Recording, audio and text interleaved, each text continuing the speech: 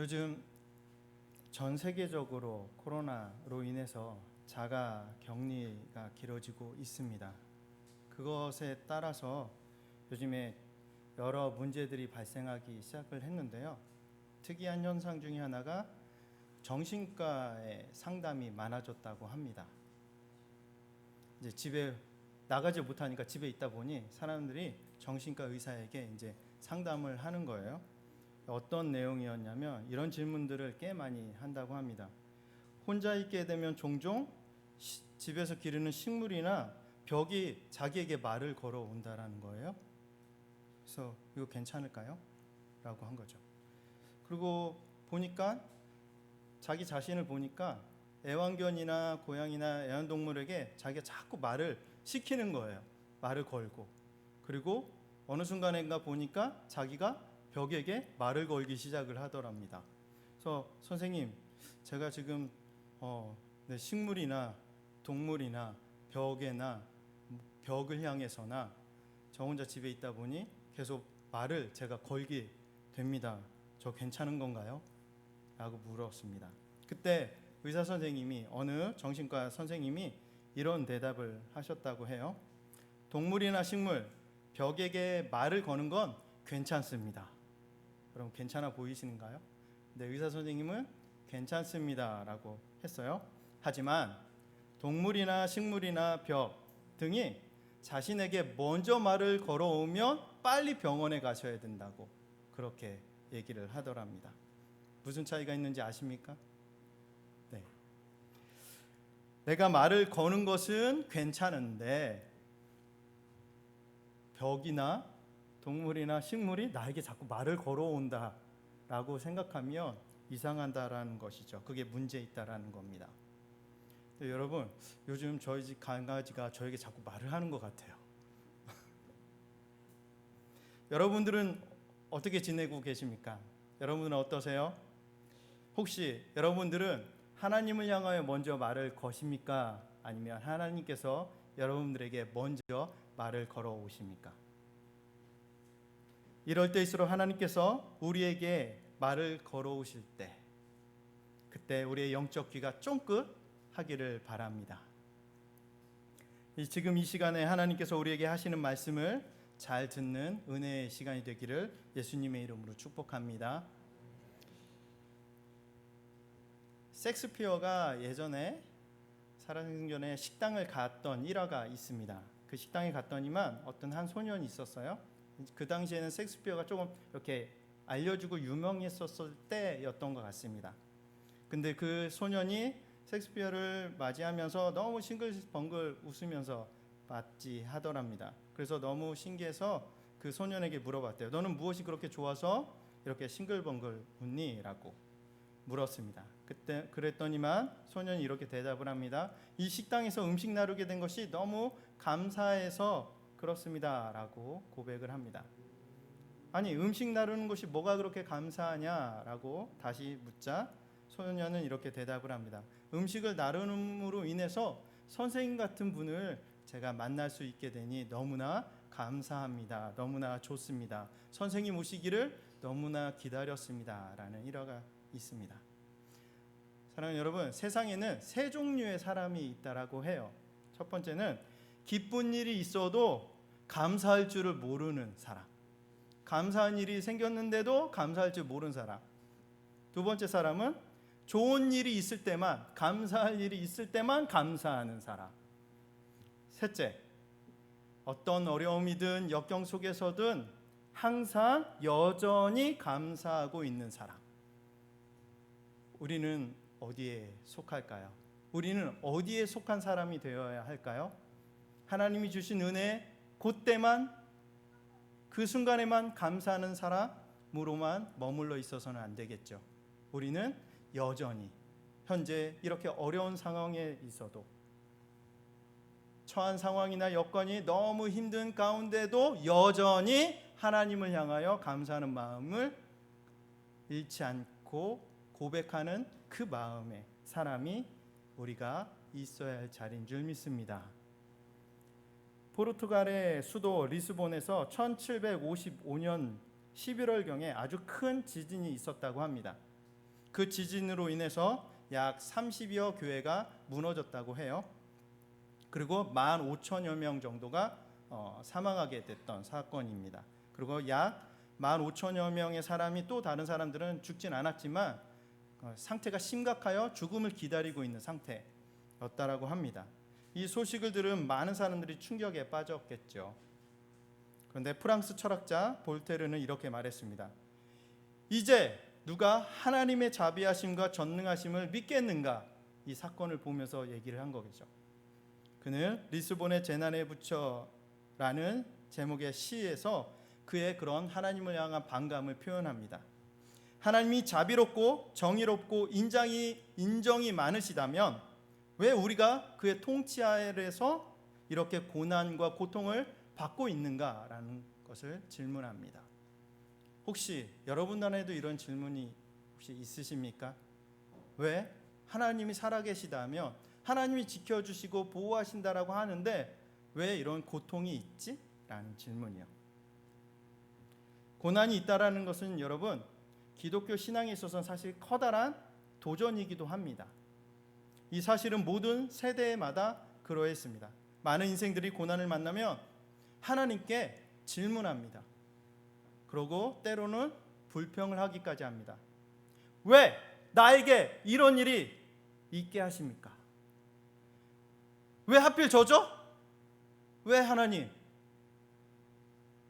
라는 질문을 하게 되는 겁니다. 그러면서 불평, 불만의 마음이 생겨나게 됩니다. 하나님은 그러나 우리에게 이렇게 말씀하십니다. 여러분 잘 들어보세요. 하나님이 이런 순간에 우리에게 말씀하시는 하나님의 음성을 우리는 잘 들을 수 있어야 됩니다. 범사에 감사하라. 아멘이 안 나오시는군요. 이게 잘 나오기가 어렵습니다. 그러나 하나님이 원하시고 우리에게 말씀하시는 말씀입니다. 이럴 때, 힘들 때 여전히 어떤 일이든 모든 일에 감사할 수 있는 신앙이 되라라는 거죠. 우리들은 기쁜 일을 있을 때만이 아니라 슬픈 일을 만나고 당했을 때도 여전히 하나님을 향해서 감사할 수 있는 그러한 믿음이 필요합니다. 왜냐하면 하나님은 슬픈 일이나 고난이나 고통 이런 것을 통해서 우리의 연약함을 깨닫게 하시고자 하는 목적이 있습니다. 이해가 되십니까? 그런 고난이나 어려움을 통해서 내가 참 연약하구나. 그래서 어떻게 해야 돼요? 하나님이 필요합니다 라는 고백을 하나님께서 이끌어내시고자 하는 그 방법이다라는 것입니다. 더욱 하나님께 기도하게 하시죠. 그래서 우리를 그리고 겸손한 마음으로 낮추십니다. 이것이 신앙이에요. 이것은 우리들의 병든 영혼을 치료하는 그러한 하나님이 쓰시는 방법입니다. 성경 이사야 38장에 나오는 히스기야 왕도 고난을 통해서 하나님께 감사하는 법을 배운 인물입니다. 그는 죽음 직전에 경험한 하나님의 놀라운 자비를 잊을 수가 없었죠. 그는 왕의 체면도 버리고 하나님 앞에 통곡하며 매달렸던 그때를 결코 잊을 수가 없었습니다. 그래서 이사야 38장이 기록되어지게 됐습니다. 그는 그의 기도를 듣고 하늘의 해를 붙잡으셨던 하나님의 그 엄청난 기적과 베푸신 은혜를 도저히 그냥 잊어버릴 수가 없어서 기록합니다. 그래서 그의 감사의 노래를 부릅니다. 그 감사의 찬양이 바로 오늘 읽은 본문 말씀입니다. 우리는 하나님 히스기야의 찬양을 통해서 감사의 원리를 좀 살펴보고자 합니다.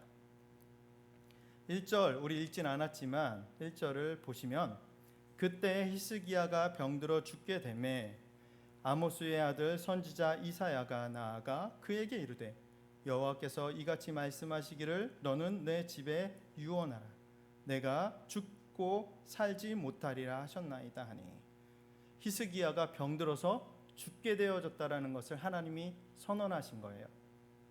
인생은 죽음을 망각하고 있으나 죽음은 인간을 절대 잊어버리지 않고 찾아옵니다. 언젠가는 반드시 인간에게 찾아옵니다. 그렇기 때문에 인류 최대의 비극이고 슬픔이기도 합니다. 29세 젊은 나이에 유대 왕이 된 히스기야는 10년 동안 왕이 돼서 10년 동안 나라를 잘 통치하고 다스렸어요. 그런데 그런 그에게도 어김없이 죽음의 그림자가 찾아왔습니다. 그리고 자기 인생의 가장 큰 고통의 순간을 맞이하게 됐습니다. 시한부 선언을 받은 거죠. 그러나 히스기야는 한 가닥의 희망에 자기 생명과 모든 것을 걸게 됩니다. 그게 무엇인지 아십니까? 14절 말씀을 보겠습니다. 나는 제비같이 핫같이 지저귀며 비둘기같이 슬피 울며 내 눈이 쇠어도록 앙망하나이다. 여호와여, 내가 압제를 받사오니 나의 중보가 되옵소서. 뭐죠? 하나님께 생명 걸고 기도하는 거죠. 사실 죽은 목숨인데 뭐 그 정도 죽은 목숨이니까 생명 걸고 하는 게 쉽겠지라고 말할 수도 있겠습니다. 그런데 그런 사람이 있는가 반면에 시한부 인생 선고 받으면 아까 얘기했듯이 왜 하나님 나죠? 왜 저죠? 왜 나에게 이런 일이? 라는 질문을 하는 사람도 있다라는 것입니다. 히스기야는 살아날 마지막 방법으로 기도를 택한 것입니다. 히스기야 기도는 보통 기도가 아니었습니다. 그는 얼굴을 벽을 향해 사생결단을 향한 기도였습니다. 그는 울면서 간절히 하나님께 기도했습니다. 그래서 15절에 이렇게 고백까지 합니다. 주께서 내게 말씀하시고 또 친히 이루셨사오니 내가 무슨 말씀을 하오리까? 내 영혼의 고통으로 말미암아 내가 종신토로 방황하리이다. 말이 좀 어렵죠. 이걸 쉽게 다시 말씀을 드리면 이런 겁니다. 주께서 나에게 말씀하셨고 주께서 그 일을 행하셨으니 내가 무슨 말을 하겠습니까? 사형 선고하셨잖아요. 그럼 이루실 거잖아요. 제가 그 앞에 무슨 말을 하겠습니까? 라는 거예요. 그런데 그 뒤에가 중요합니다. 내 영혼의 참담함 때문에 나는 평생토록 조심스럽게 행하겠습니다. 곧 죽을 사람인데 무슨 평생토록 조심스럽게?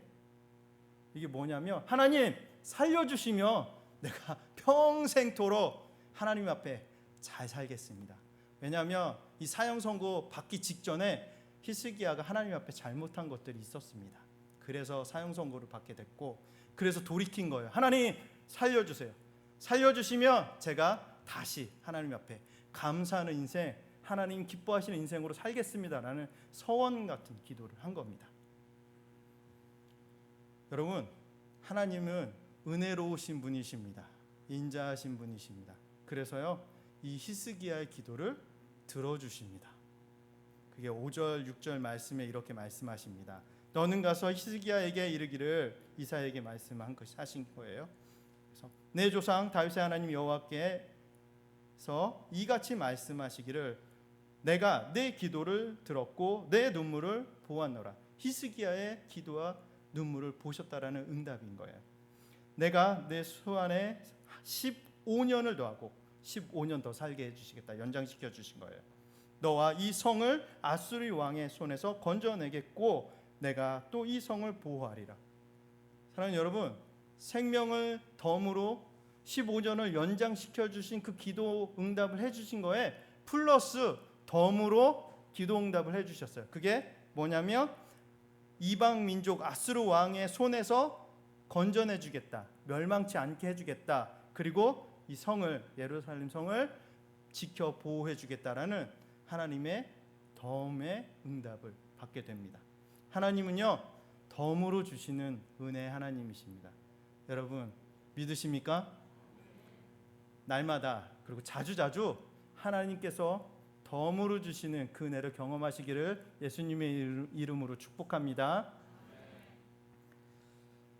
하나님은 히스기야의 기도에 반응하여 그의 수명을 15년 연장시켜 줬을 뿐만 아니라 성을 보호해 주시겠다는 약속을 덤으로 허락해 주셨습니다. 참으로 은혜로운 하나님이시죠. 근데요, 여기서 그치지 않아요. 성을 보호해 주시겠다는 약속의 말씀을 하시고 또 한 가지 보여주십니다. 아주 기적적인 일을요. 그게 아주 유명한 사건인데요. 태양이 뒤로 물러가게 된, 그거는 어느 인간도 그 어느 존재도 할 수 없는, 태양이 동해에서 서로 우리는 이렇게 지는 걸 내가 너를 살려주고 내가 이 약속을 지키겠다라는 것, 보호하시겠다라는 증표로 태양을 뒤로 물러나게 하시는 아주 기적적인 일을 행하셔서 하나님이 어떠한 분이시고 이 약속을 내가 반드시 지키고 이루겠다라는 것을 증표로 보여주십니다. 여러분 너무 설레시지 않으세요? 이런 하나님 나에게도 나타나시고 이때도 오늘날에도 하나님이 이런 하나님으로 나에게 역사해 주셨으면 좋겠다는 그러한 믿음이 생겨나길 바랍니다. 소망하십시오. 소망하는 자에게 하나님 들어주십니다. 나타내 주십니다. 히스기야는 이 하나님의 선하심과 인자하심을 확신하게 됐습니다. 그러자 그의 마음속에는 뜨거운 하나님을 향한 감사가 일어나기 시작했던 것이죠. 감사가 뜨거워졌어요. 우리는 오늘 본문 말씀을 통해 어떤 사람만이 하나님께 감사할 수 있는지 히스기야의 고백을 통해서 몇 가지를 살펴보고자 합니다. 첫째는 산 자만이 하나님께 감사할 수 있다는 것을 볼 수 있습니다. 산 사람만이 하나님께 감사할 수 있습니다. 굉장히 당연하잖아요. 죽으면 어떻게 감사해요? 살아있는 동안. 그러니까 히스기야도 결국은 살아있는 동안 하나님께 감사할 수 있고 이거는 우리에게도 동일합니다.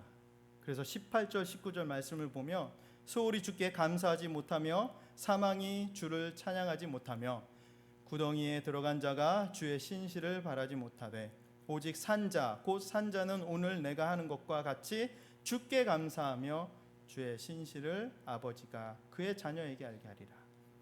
산 사람만이 사는 동안 하나님께 감사할 수 있다는 것이죠. 그러니까는 정말 감사할 수 있는 사람은 살아있는 사람이에요. 죽은 자는 감사할 수가 없습니다. 그러니까 여러분 죽기 전에 하나님께 많이 감사하셔야 돼요. 많이 감사할 수 있는 기회를 계속 얻고 그것을 지나쳐 버리시면 안 돼요. 놓치시면 안 돼요. 지금 이 순간에도 감사할 기도들을 그 마음들을 갖고 감사해야 되는 것이죠. 그래서 죽은 자는 주를 찬양할 수 없습니다. 오직 살아있는 사람만이 주를 찬양할 수 있는 것이죠. 주께 감사할 수 있는 겁니다.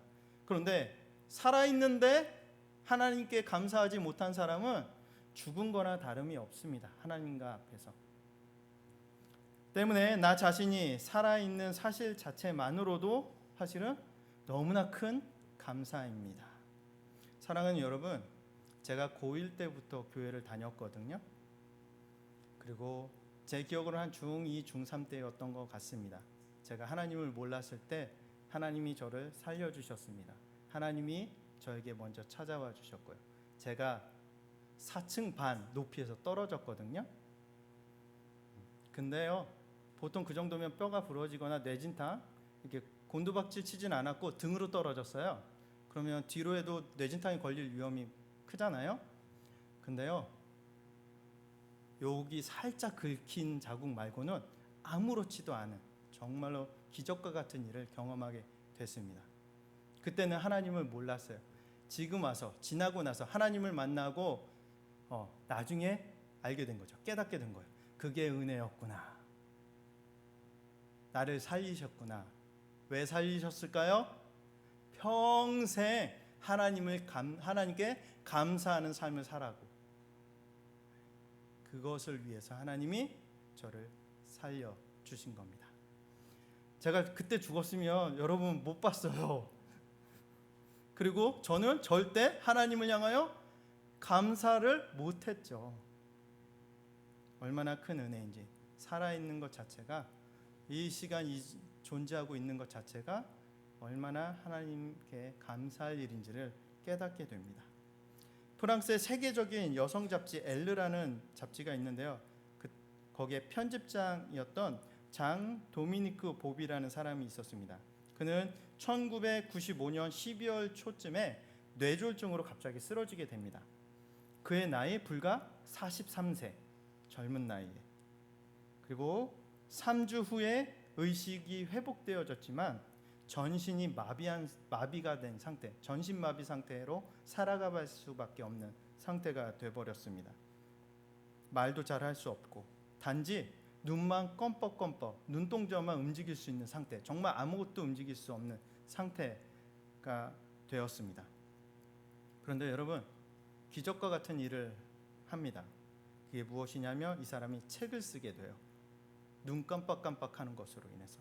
옆에서 누군가 도와줬겠죠. 그래서 깜빡깜빡하는 것으로 인해서 알파벳을 그 순서를 수신호로 해서 그 한자 해가지고 대략 누가 계산을 했나 봐요. 약 20만 번의 깜빡임의 신호를 통해 책 한 권을 쓰게 됩니다. 1년 3개월 동안 작업을 해서요. 그게 쓴 책이 잠수종과 나비라는 책입니다. 잠수종은 그거예요. 세월 사건을 통해서 알려졌는데 다이빙벨, 그 잠수부나 사람이 깊은 바다에 들어갈 때 이렇게 안에 공간을 만들어서 공기를 넣어서 이렇게 깊이 들어가서 작업할 수 있는 걸 다이빙벨이라고 해요. 그걸 우리말로 잠수종인 거예요. 그 잠수종과 나비라는 책 서문에 이렇게 기록되어 있습니다. 고이다 못해 흘러내리는 침을 삼킬 수만 있다면 세상에서 가장 행복한 사람일 것이다. 이 사람 상태가 어떤지, 침도 제대로 삼키지 못하고 침이 다 흘러내린 상태, 마비가 됐으니까 입술도 움직일 수 없는 상태라는 지금 자신의 상태를 나타내고 있죠. 그러니까 침을 삼킬 수 있을 정도만 돼도 행복한 사람이다라는 것을 표현하면서 자신의 지금 상황이 어떤지를 얘기하고 있습니다. 불평과 원망은 행복에 겨운 자의 사치스러운 신음이라는 것을 말하고 있는 거예요.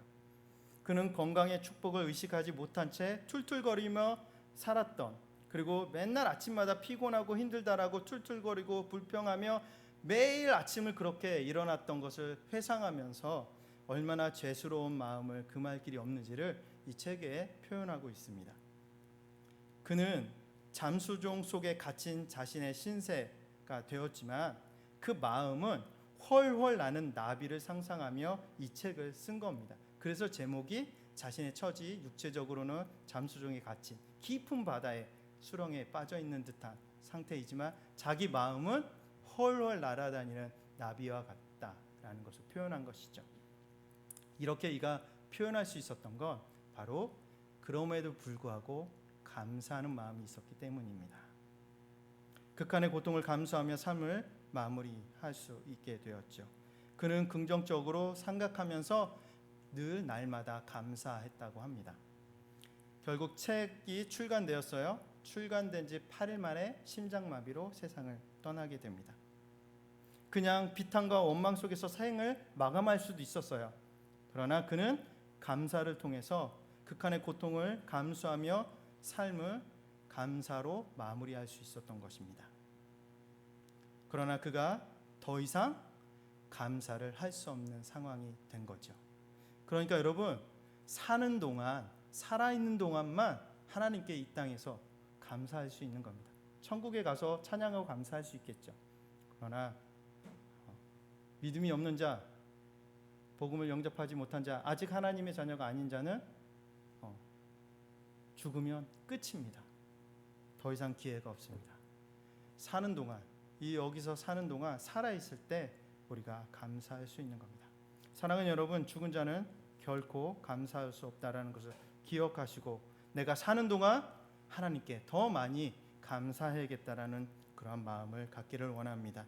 지난 일도 감사, 여기까지 인도하신 것도 감사, 장래에 함께 하실 것도 감사, 모든 일 범사에 감사하는 그 믿음의 고백이 있기를 간절히 원합니다. 어떤 분이 이런 고백을 하셨어요. 가끔 공동묘지를 지나칠 때 늘 생각하신답니다. 마음 깊은 곳에 감사가 일어나는데 그게 뭐냐면 공동묘지를 보고 내가 아직 살아있구나에 감사하다라는 겁니다. 그 살아있는 것을 절실히 느끼는 것이죠. 그것이 얼마나 감사할 일인지를 알게 됩니다. 내가 지금 살아있다는 것 하나님 옆에 감사해야 할 것입니다. 살아있는 자만이 감사할 수 있는 것입니다. 또 어떤 사람이 감사할 수 있을까요? 둘째, 은혜로 깨달은 자만이 하나님께 감사할 수 있습니다. 17절 말씀을 보겠습니다. 보옵소서, 내게 큰 고통을 더하신 것은 내게 평안을 주려 하심이라. 주께서 내 영혼을 사랑하사 멸망의 구덩이에서 건지셨고 내 모든 죄를 주의 등 뒤에 던지셨나이다.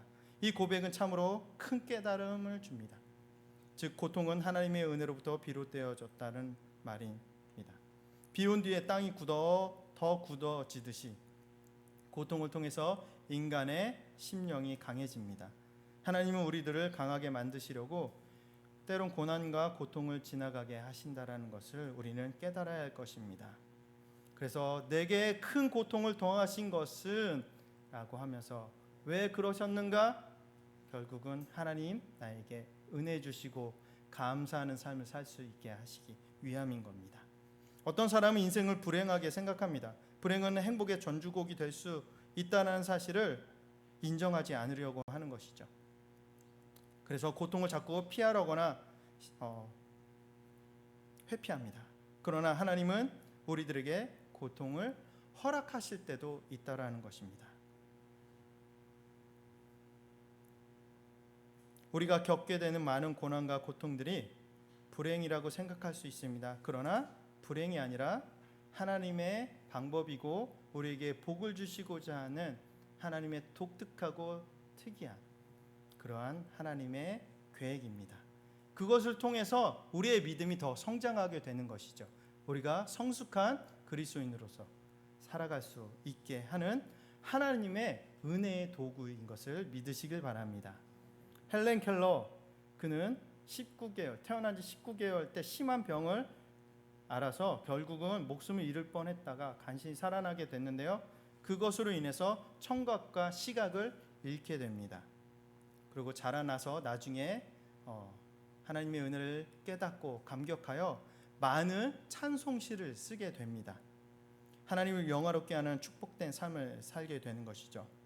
그녀가 매우 유명해졌을 때 한 기자가 그녀에게 이렇게 말합니다. 하나님께서 왜 당신같이 유능한 사람에게 앞을 보지 못하거나 말을 못하게 하는 그리고 듣지 못하게 하는 일들을 일어나게 하셨을까요? 도저히 이해할 수가 없습니다. 그 말을 들은 헬렌 켈러는 이렇게 말합니다. 나는 그것이 너무나 감사합니다. 왜 그럴까요? 왜냐하면 내가 나중에 눈을 뜨게 되었을 때 가장 먼저 보는 것이 하나님의 모습일 것이기 때문입니다. 이 말의 고백을 이해하십니까? 자기가 눈을 뜰 때가 언제일 것 같아요? 결국은 하나님 나라 갔을 때잖아요. 이 땅에서가 아니라. 그때 자기가 눈이 띄어졌을 때 가장 먼저 볼 수 있던 거 하나님이라는 것에 대해서 너무나 감사하다라는 고백인 것이죠. 주님 손잡고 일어서세요라는 찬송이 있습니다. 그 가사의 앞부분이 이런데요. 왜 나만 겪는 고난이냐고 실망하지 마세요.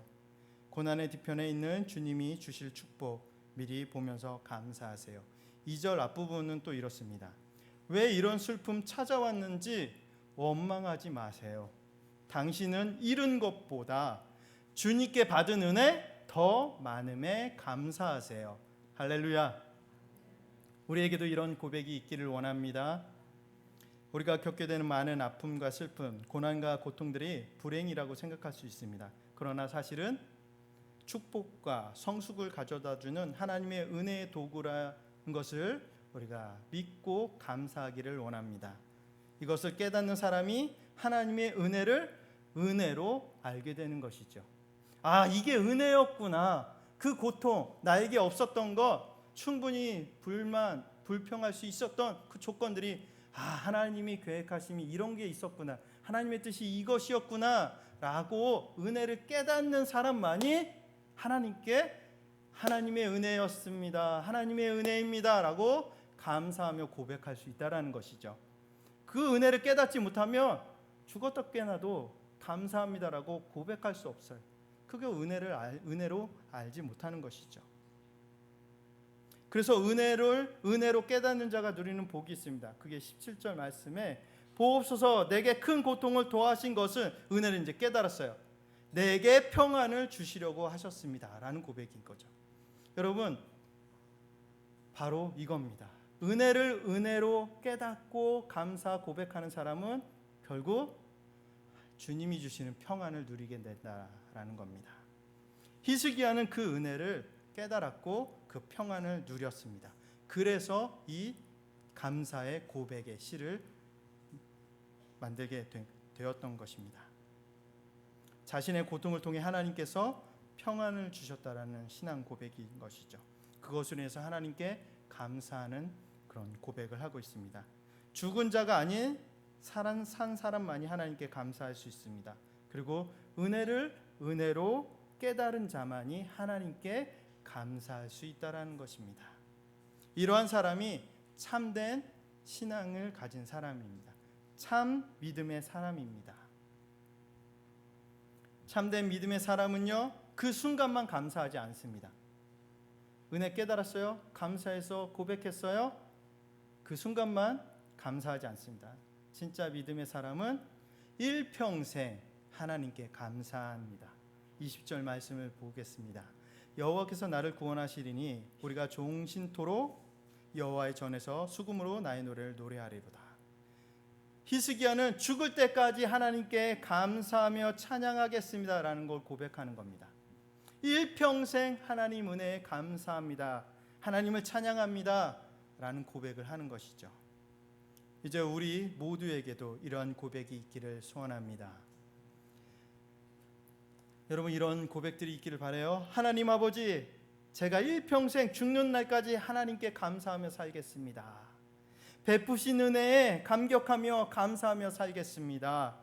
감사보다는 원망을 많이 했던 지난날 하나님 앞에 부끄럽지만 지난 세월로 보내버리고 평생토록 앞으로는 하나님, 이 순간부터는 하나님을 찬양하고 주신 은혜 깨닫고 그 은혜에 대해 감격하고 감사하는 삶을 평생, 일평생 살겠습니다 라는 고백이 저와 여러분 모두에게 있기를 간절히 소원합니다. 감사를 모르는 인생 마치 잡초와 같아 가만히 놔두면 이 마음속에 배응망덕이 자라게 됩니다. 배응망덕이 뭐예요? 은혜를 모르는 거잖아요.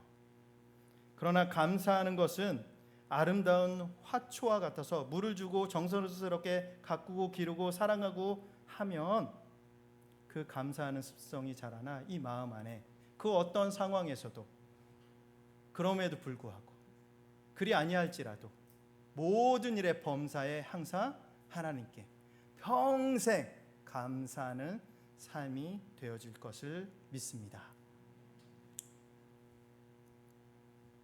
말씀을 맺겠습니다. 사랑하는 여러분, 지나온 세월을 한번 돌아보시길 바랍니다.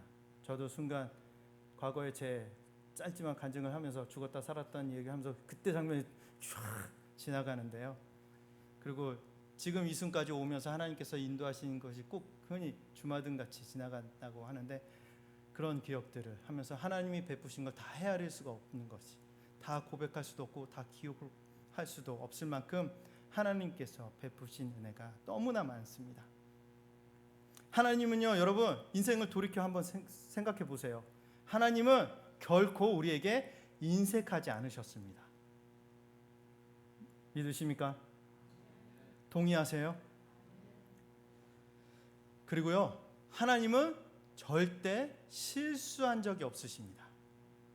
우리가 보기에는 하나님 실수하셨는데요, 하나님 이건 아닌데요 라고 우리가 생각할 뿐이지 전혀 그렇지 않다라는 것이죠. 하나님께서 붙들어 주셨기 때문에 여기까지 왔고 지금 이 순간에 내가 이 자리에서 있는 것입니다. 은혜를 은혜로 깨닫고 일평생 하나님께 감사하며 사는 우리 믿음의 사람이 되기를 소원합니다. 온몸과 삶 전체를 하나님께 드림으로 인해서 감사하는 인생이 되기를 축복합니다. 그러한 자가 축복의 기초를 잘 놓는 믿음의 사람입니다. 그렇기 때문에 여러분 기억하십시오. 축복의 기초, 복된 인생의 그 기초는 감사입니다. 함께 기도하겠습니다. 들은 말씀을 깊이 묵상하시면서 생각하시면서 하나님, 범사에 감사하는 신앙으로 살게 인도해 주옵소서. 이 자리에 있게 하시니 감사합니다. 하나님, 여기까지 이끌어 주셨으니 감사합니다. 은혜를 은혜로 깨닫게 하시니 감사합니다. 하나님께 은혜를 깨닫고 하나님을 향하여 감격하고 기뻐하며 감사할 수 있게 하시니 감사합니다. 하나님, 전반기 상반기 동안 좀 어려운 일도 있었고 힘든 일도 있었고 여러 가지 그런 고난과 고통이 있었지만 하나님 돌이켜보며 모든 것이 다 하나님의 은혜요 하나님이 하셨습니다. 더욱 은혜를 은혜로 깨닫는 믿음을 갖게 하여 주옵소서. 일평생 하나님께 감사하며 범사에 감사하는 인생 될 수 있기를 원합니다. 성령 하나님 나와 함께 하시고 인도해 주옵소서. 우리 간절히 기도하겠습니다.